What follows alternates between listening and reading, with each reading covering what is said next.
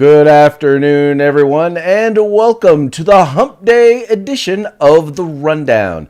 I am your host today, Craig DeLuz, coming at you from the left coast behind the Iron Curtain, otherwise known as the Sierras, in the state that is run by Gavin Mussolini.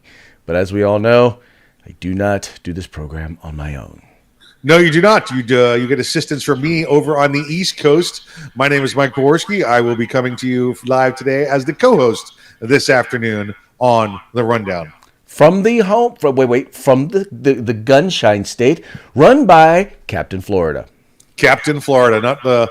You're right. Like you said, you're behind the Iron Curtain today. It's the reinforced Iron Curtain. Or iron, what is it, steel curtain? Steel curtain, Iron Curtain? What are you behind? Taffeta curtain, I guess. I don't know. I always think, every time you say that, I think you say Iron Curtain, I'm like, oh, he's in Pittsburgh. Cool. Well, no, it's more like Communist California or California. Communist California. People would like to refer to it. I think there's something wrong with my chair. Hold on. I appear to be lower than normal. So, all right. Let's see how that goes. I don't know. He's trying to adjust so how was besides losing an election yesterday? How was your day?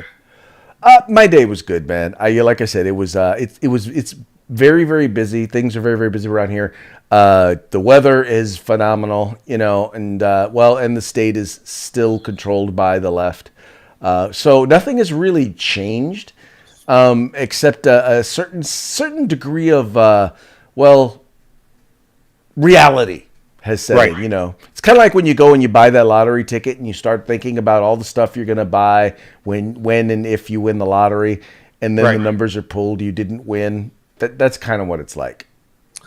Do you recall back when, after the 9/11 happened, and back in 2001, and we came out with many, many, many different versions of the alert systems for terror warnings, and depending on which agency you're looking at, you were from 1 to 5 and DEFCON 3 and category orange and all of that.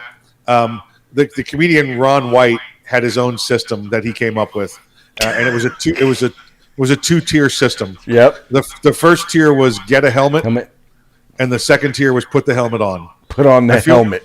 I feel like yesterday was get a helmet day for California. You should definitely get a helmet. Yeah. Okay, but see, the problem is that when you say that, you gotta say it after taking a sip of bourbon. Yeah. In order to do it the way Ron White does it. Yeah. I mean, listen, I can't tell you the number of times we actually applied that down to a two-tier system of get a helmet, put the helmet on. That's the way to do it. Helmet.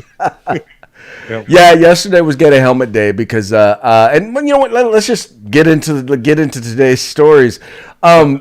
So as you know, Gavin Newsom survived the recall, which, by the way, in many cases, and it is if you were following the polls and whatnot, which interesting. You never really know if polls are true or not. It was estimated that about 60% of the voters would vote to keep Gavin Newsom and about 40% would vote to recall him. And the numbers were pretty close to that. It was like 2/3 or 66% said keep him, and about a third said we should get rid of him. And I think what you'll start to see as the numbers start to come in, because a lot of the mail-in ballots haven't been counted yet, I think you'll start to see those numbers tighten a little, but probably still going to wind up somewhere around 60-40. But Mike, the interesting thing about it is a lot of people are saying that this isn't just going to be just about Gavin Newsom. Now we're going to start to see things like vaccine mandates and things like that. A lot of the things that Gavin Newsom wanted to do that he held off on doing, he's going to start to do now that he doesn't have a recall hanging over his head. Yeah, you're going to get to see some good old-fashioned tyranny here shortly is what you're going to get. You're going to get, like you said, it's that second-term kind of fever. He's running. He doesn't have to run again. He can do whatever he wants in his second term. Well, now Newsom's had that brought to him quicker here, so he can do whatever he wants, and he will do whatever he wants because he's no longer facing the recall election, and he's got a pretty good feel about where he's going to be in the 2022 election as well. Yeah, well, and we pretty much know that unless someone runs at him from the left, chances of a Republican being able to beat him is going to be very, very slim. But once again, I'm hoping that we get someone who is at least has some coattails, whether they win or not, because we really need to see in California. I don't know that we'll ever see a Republican majority again, but what we really need is we need two-party governance, because what we're seeing right now is the left completely controls California and is heading us towards a cliff, quickly. Jerry Brown, when he was here, when he was governor, at least he understood that, as with Democrats controlling everything, at least he understood that somebody had to be the adult in the room. And he decided that he couldn't give his Democratic colleagues, liberal, left-wing, progressive colleagues, everything that they wanted. Gavin Newsom is under no such illusions. He that is not in his thought process. He will give them whatever the heck he wants. And people now are looking at this as a quote unquote mandate for the country. At least that's how the media is trying to spin it. Oh, of course. Yeah. This is a national Democrat Liberal Party controlling victory for the country. No, it's not. This is the rest of us doing this with you. Right. In a state where Democrats outnumber Republicans 2-1, you should have kept your Democrat governor. Yes. My mistake, and I think our mistake was thinking that there were a number of Democrats and independents out there who actually had some common sense and were actually realists in understanding the dangers that this guy posed. And the truth is that they're all bought and paid for. They want free stuff, and they want the free stuff that Gavin Newsom is going to give them, and the Democrats are going to give them. So, unfortunately, that are be who they be. Yeah. Again, we'll see what happens in California. Like I said, I think that tyranny's coming, Craig. I think that, like, you're right there, that you're never going to get that Republican candidate, legitimate Republican candidate. Now, you may get yourself another Arnold Schwarzenegger type of guy, and let's face it, Arnold Schwarzenegger won back then because there was a little bit tighter Democrat Republican difference, but because he was a celebrity and he was in California. If somebody, and I know Larry Elder and Bruce Jenner out there are pseudo celebrities, and if there had been somebody of the superstar international Arnold Schwarzenegger category running, it wouldn't matter what party they were from, they would have won this time too, because it's California. But you did not have that this time. Yeah, those are they're B-list celebrities. And, to be honest, the other thing was Arnold Schwarzenegger, when he ran, he stole. I don't know if you know who Tom McClintock is. Tom McClintock is a conservative icon here in California. He's represents the 4th Congressional District. One of the smartest guys out there that you'll ever know. I'm surprised he hasn't. He does not have a larger platform in Congress. Right. But I will tell you this. Literally, Arnold Schwarzenegger stole every single one of his talking points and then turned around and governed like a Democrat. Yeah. He literally stole all of his talking points. And Tom McClintock should have been governor as opposed to Arnold Schwarzenegger. We probably would be in a much different position. But, coups happen. You know what he did? And this is what I've said many times. He campaigned like an action hero superstar. And he governed like a European. Yes, he did. Yes, as a matter of fact, I think you just hit the nail right on the head. He governed like a European. Yeah. Moving right along. By the way, speaking of coups, there's a new Bob Woodward book coming out, and oh my, it is a doozy. Because in this one, you have General Milley, the head of the Joint Chiefs of Staff.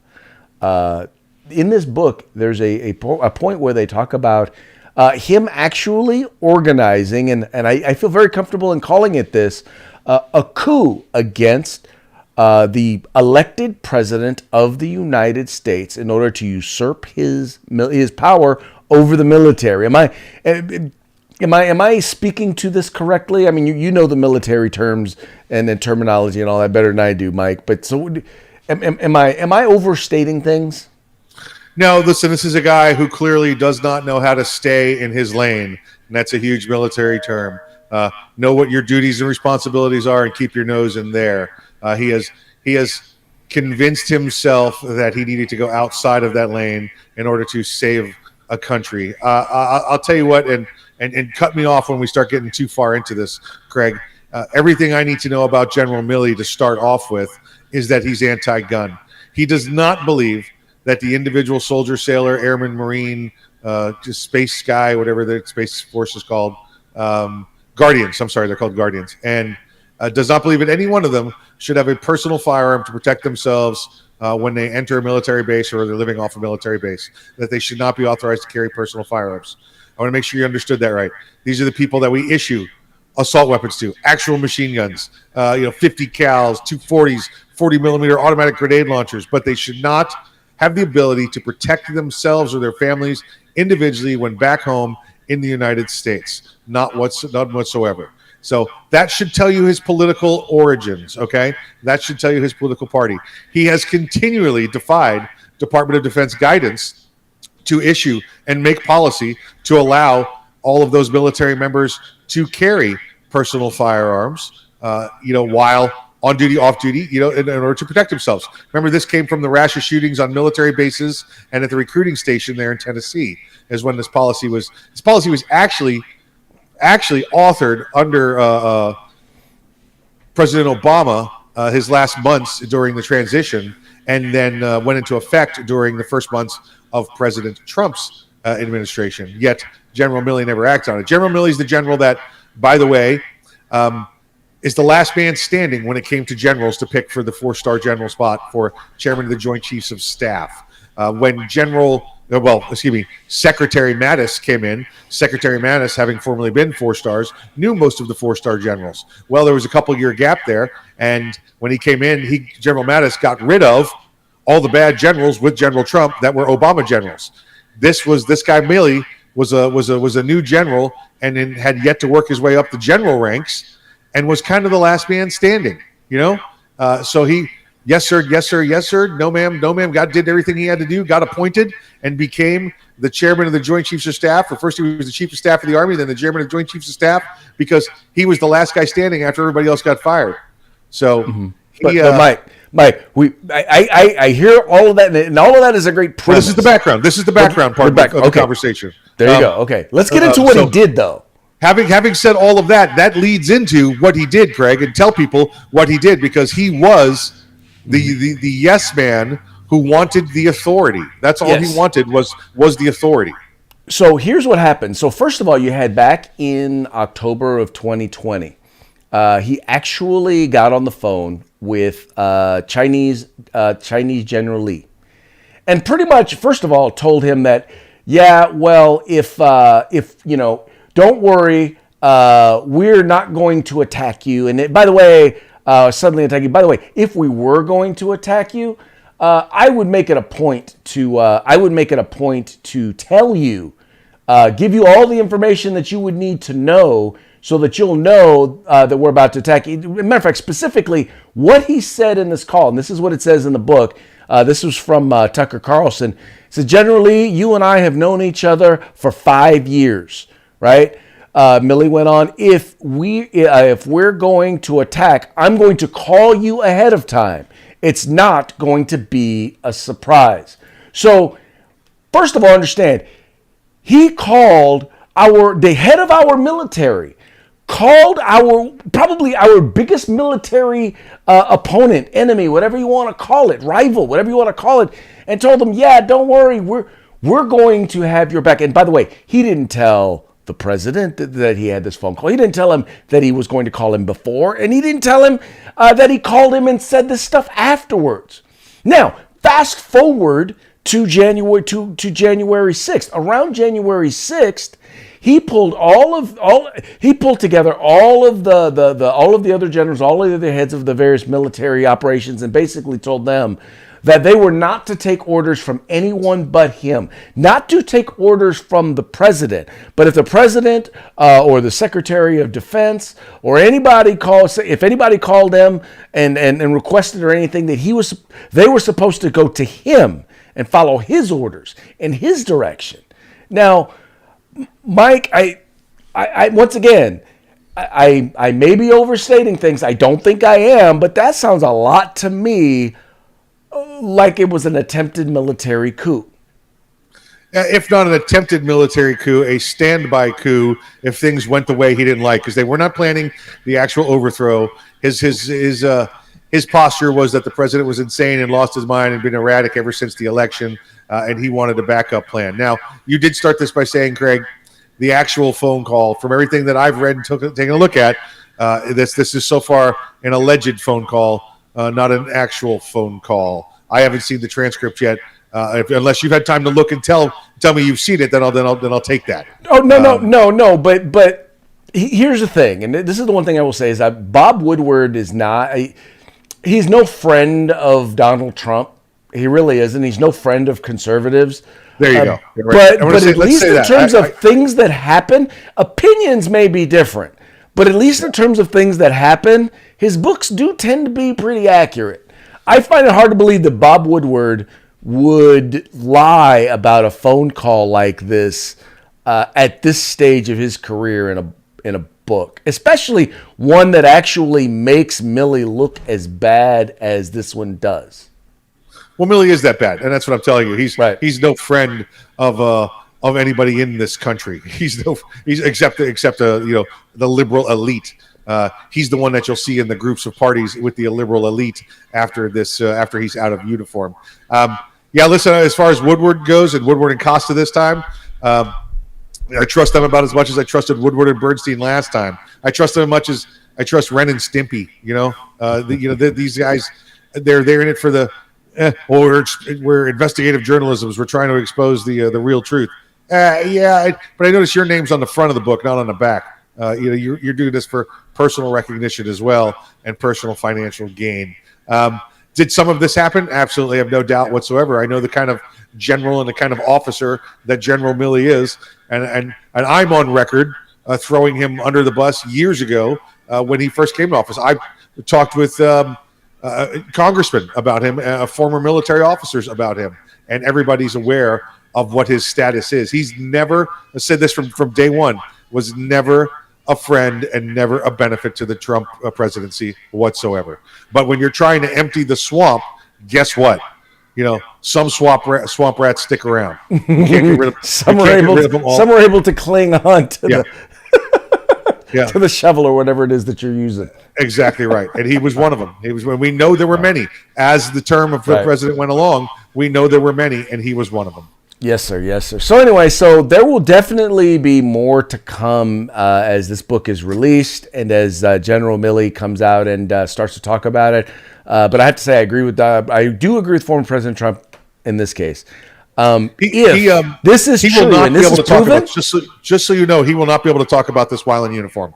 Right. So you're going to get nothing from him except DOD or Pentagon statements. He will not be able to talk about this while in uniform. If this is proven to be true, he may not be in uniform much longer. Yeah. Now, he may have to testify before Congress, but guess who's in charge in Congress? Right. Yeah. They're not going to call him, Right. Well, will be interesting to say the least. More to come from this story, to say the least. Yep. All right. So moving right along, DOJ, the U.S. Department of Justice has decided that not only did they file a lawsuit against Texas in order to keep them from implementing the abortion law, but they're actually now looking for an emergency injunction. They're appealing it. They're moving it up the ranks. Now, mind you, what an injunction basically means is part of it. The ruling with an injunction is there has to be a belief that you will win the lawsuit. At least it's more likely than not that you'll win your particular lawsuit. And I keep saying California because California DOJ sucks. But the U.S. Department of Justice has decided that they're going full bore after Texas in order to stop them from protecting innocent life in the womb. Yeah, this is this one angers me. This one is going to have a great outcome, though. The secondary outcome of this is going to be, the second iteration of the outcome is going to be very very fun to watch. We just had within the past couple of weeks, even the United States Supreme Court has said over the lawsuit from Texas that they wanted to get an injunction put in place, and they wanted the Texas new abortion law in Texas declared unconstitutional. It went to the Supreme Court of the United States, and they said, we are not going to hear your case. Sorry, we're not going to hear your case. So And that's, you know what that is, Craig? That's the Supreme Court telling the state that's a state's issue. That's you and your law, and you need to square that away amongst there. We right here are saying that there's nothing unconstitutional about restricting abortions. Well, actually, what it was, and what they specifically said was there was not a need for them to put in place an injunction. Correct. And that's really all they were being asked, because it has to work its way up to the Supreme Court. Correct. The only thing that really made its way to them was the request for an injunction. Injunction meaning we're going to keep you from enforcing the law while this works its way through. And the Supreme Court said, no, we're not going to keep them from enforcing the law. Exactly right. So that's when the Supreme Court says, right, we're not going to do what you ask us to do. We're going to let the law stand in place. That's, listen, there's other ways. We know that if somebody doesn't have standing, they can say no, send it back. But this wasn't a send it back. This was a no, we're not doing what you asked us to do. We're not giving you the injunction. So here's where I'm angry. Here's the angry Mike part, that the Department of Justice decides, oh, well, we don't think the judicial branch is doing this correctly. We don't think that the legislative branch in Texas is doing their job properly. We don't think that the judicial branch of the United States is doing their job properly. So we as the executive branch are going to stick our nose into legislative and judicial business to try and make them see things the way this administration wants people to see things. And they may even get somewhere, Craig. They may get a foothold. They may get an injunction. And then this is going to end back up at the Supreme Court of the United States. And the Supreme Court is going to look at it based around constitutional issues and say, DOJ, you have no standing. Everything that's just happened is being overturned. And this actually will have the opportunity. Listen, this administration has cried and cried and cried that the Republican court is going to get rid of Roe v. Wade, right? And the DOJ may have just started that ball rolling. Well, and that's where I think that you and I definitely agree on that. I definitely believe that they're pushing this at the way in which they're doing it. Because in the end, the Supreme Court's already said, no, you're not going to get an injunction. What makes them think because the federal Department of Justice is asking that they're going to get an injunction? Because now the DOJ is not going to go to the Supreme Court, Craig. They're going to go to the Texas court. They're going to go judge shopping there in Texas. Exactly right. But the problem is you're going to have to find a judge in Texas who is going to defy the Supreme Court, because the Supreme Court's already said no. They're going to have to find a pretty darn they're going to just have to make stuff up in order to get an injunction from any federal judge there in Texas. And you haven't seen a federal judge this week make stuff up just to give an injunction to meet an agenda? I'm talking direct defiance of a recent Supreme Court ruling. Well, they'll use a different reason. They'll come forward with a different reason. They'll say that, listen, they'll find another reason to have standing. They'll base it on, there's not enough trained doctors for it, so therefore it's dangerous. They'll come at it with a different angle, and then the judge will go, well, I agree. We're putting people's lives at risk, so we're going to put the injunction in place for everyone. They'll find a stupid reason to get a federal judge to say okay, and then it's going to end up back at the Supreme Court of the United States. And again, with the potential for actually, null and voiding out Roe v. Wade. Well, and this is being pushed by Biden's administration. It's like they can play checkers, but they can't play chess. They don't know how to look 2 moves ahead. No, exactly. They're not thinking. They're clearly not thinking, because the direction that they're going and the speed at which they're pushing it. They might wind up. It is likely to wind up in an overturning of Roe v. Wade. They were better off to let sleeping dogs lie. Yep, exactly right. Exactly right. Okay, Mike, this is one that I know you're going to enjoy having a conversation about, and this has to do with COVID.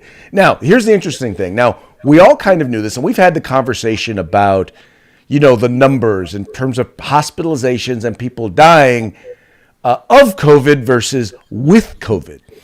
Well, here's an interesting thing. There was a study that was first revealed by The Atlantic. Now, if any of you have ever read The Atlantic, this is not a conservative newspaper. It's not even an objective newspaper. It is a left-wing rag. It is all it's really good for. But in The Atlantic, and also reported by Yahoo News, they found out that up to 57% of the people who were hospitalized or who were marked as COVID people in the hospital weren't even in the hospital for COVID. In fact, they had little or no symptoms. They were in the hospital with COVID. In other words, the only reason they knew they had COVID was because they were there at the hospital for something else and they tested them and oops, they have COVID. So, I mean, and by the way, and they're deeming that a lot of the same thing is happening with a number of the deaths. People who are dying are not dying of COVID, they're dying with COVID. Craig, this is my I told you so face. All right. Since day one, this is what you've heard. This is the argument we have heard. Well, we had 7,000 COVID deaths. No, we had 7,000 deaths. But now you're trying to attribute them all to COVID. The county where I live is a rather liberal county, Craig, and they've done some auditings here. And it's amazing. In the past 2 years, the only causes of death in this county have been murder and COVID. Murder and COVID. You know why you can't have a COVID murder? Because you can't charge somebody with murder unless it says murder on the death certificate. Everything else has been COVID. No flu, no cancer, no anything else. Now, there are certain numbers out there. I don't want you to think this has been 100% one way, but they have been absolutely being marked as COVID as causes of deaths or influences on cause of death to get these numbers up there. Yet you go out to a conservative county and you look at them and their numbers and stats are the same as it's been for the past 10 or 20 years. We know that they're picking these numbers up. We know that every hospital, and I have no problem with a hospital testing you for COVID when you get in there because they want to isolate you, and you may be asymptomatic. They may want to isolate you so you don't infect some 70-year-old person with asthma and diabetes. So there's no issue with that. But as they go through and they test everybody, the guy who came in with a broken leg, and they test him, and he shows up as COVID, now it's a COVID hospitalization. And that's where the lies have been occurring to you since day one. You've been lied to. I tell you every day I look at these statistics. I tell you every day to trust us and to trust yourself to go find the real statistics. And here you are. Here's another story coming to you, maybe not from the left, but from the center that lets you know what we've been telling you has been accurate. Well, exactly. And, I've never disagreed with the idea that I know that they're cooking the books. We've all known that they're cooking the books. And they're doing it because, number one, they want to scare us because they want to control us. But number two, they're doing it for the money. And they realize that the money's there. And by the way, that's not me saying that COVID isn't a serious thing. It is a serious thing. But the problem is that when your government and the medical establishment are providing you with either incorrect or just flat out false information, you wonder why people don't trust them. You wonder why people don't trust the vaccine. Because you've already proven, Dr. Fakey, that you're a liar. You've already proven, CDC, that the information you're providing is, or World Health Organization, the information you're providing us is maybe at best what you know right now. And you don't want to admit that you don't know. You don't want to admit that, well, hey, maybe there's stuff that's safe to do, but not necessarily safe. Maybe there are people who are at more risk than others. I'm still trying to get over this whole, well, if get the vaccine in order to protect others. If you are vaccinated, chances are you're not going to get seriously ill. I think it's something like, yes, you are 11 times more likely to die from COVID. This is their numbers. I'm using their numbers, right? From COVID if you have the vaccine. So wait, so if I'm safe, if I've gotten vaccinated, why does it matter if someone else gets vaccinated? I don't understand that. I don't understand how if I get vaccinated, I can still get it and I can still give it to other people. How am I protecting other people by getting vaccinated? I don't get that. It doesn't make any sense. And they're doing, at the very best, they're doing a crappy job of explaining it. Well, it's lies and manipulation, Craig. Just the numbers you just cited with the 11 times more likely within the next month or two will be the next set of numbers that'll tumble. The same way the last set, today's number, with 57%. I'm telling you, it's not true. Let me tell you, Craig. I was in New York this past weekend. All right, went and saw the 9/11 anniversary, the commemoration there. Also took in a baseball game, mind you, while I was there. Went and sat with 42,000 of my closest friends and relatives, right? Inside the bowl, all shoulder to shoulder, in the hallways, in the bathrooms, no problem. Only mask I saw was the catcher's mask, all right? Then we go to get on the subway. I don't know if anybody's ever been on a subway before or been in a train station. I want you to think about the closest people can be together. I want you to think about when you've seen the stories of soccer riots and they all mob the fence line and people are crushed. Well, that's what it's like trying to get on a subway in New York after a baseball game. All right, and you've got all of those people. You couldn't be closer, Craig, to these people unless you were not wearing clothes. That's the only way possible. All right, because you are just one person rubbing on 17 others, moving in a mass. You're moving everybody's touching each other, okay? I'm not talking about hand on them. I'm talking about face to back of head, your body against their body as you're walking through. You're doing that with 20, 30,000 people getting on the subway. And then when you get on the subway and you sit down, you got to put your mask on because you don't want to spread the COVID. Exactly. That's what the mayor wants you to do. So exactly. At that point, put your mask on. Yes, of course. Okay. Never mind the sweaty guy in front of me whose face is right here as I'm in the subways in the queue line. But when I get on and I sit down, I got to put my mask on. Exactly. Because I don't want to get the COVID. Doesn't that make sense? Yeah. It doesn't make Craig, sense. Going back to the vaccination thing, I just want to remind you today to make sure you do well on your diet today and eat under 2,000 calories and under 10 grams of fat because I don't want to gain weight. Exactly. Yeah. Exactly. So you do well on your diet, so I lose weight. Just like the vaccinations. Exactly. Yeah. By the way, you brought up masks, so I figured that was a good thing to our parting shot today. And then you guys have probably seen this cartoon before, but I just thought it was hilarious. This is kind of how I feel about having to wear masks and what it's like trying to wear masks. It's funny as I walk and yesterday as I was trying to vote. And I'm trying to talk to the person, and both of us wound up having to take down our masks so that we could understand what the other person was saying. Yep. The good thing about having the mask in this cartoon right here in this parting shot is now he can use the mask to pick up the dog's excrement, so he could be a good neighbor and curb his dog. Exactly. Which is funny. The other day, I decided to take my dog for a walk. And so we walk all down the street, and we have a bunch of fields and whatnot. So the dog, pees 3 times. Decides to wait till we get back to our house, in front of our house, to poop on the lawn. That's how it should be. All you dog walking poopers that poop in front of somebody else's yard. I mean, I understand you pick it up. That's great, but I don't want to look out my front bay window and watch your dog pooping. Hilarious. All right, hey, Mikey, give a shout out to our sponsors. Let's say hello to our good friends at Gorilla Machining and Grid Defense. All of our friends there, thank you again for sponsoring. I believe this week again we're looking at another 80% lower, 80% aluminum paperweight, 80% T-7075 aircraft grade aluminum. Nice surprise gift for you on Freedback Friday. Sounds like a lot of fun. Sounds like a lot of fun. Guys, make sure that you tune in. Please make sure that you like and share. Now, you're watching us on probably a bunch of different channels, whether it's, once again, 2A News, whether you're watching us on Arms Room Radio or California Republican Assembly, also one of our sponsors.